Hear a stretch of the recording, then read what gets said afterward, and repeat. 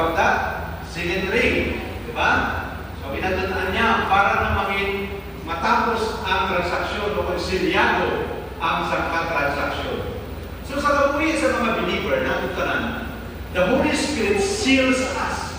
Pinasiliwan niya kita. Ano ka pa matuod kita, mga anak sa Diyos? Wow, what a privilege, mga kabutuan. He seals us ng mga believer.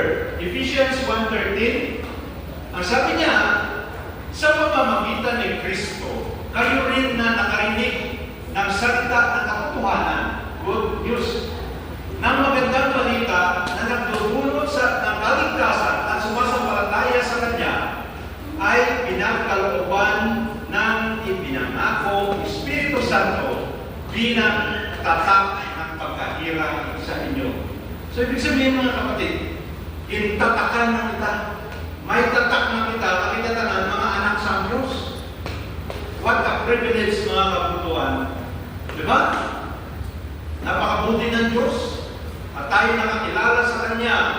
At tinatakan niya tayo bilang mga hinirang niya.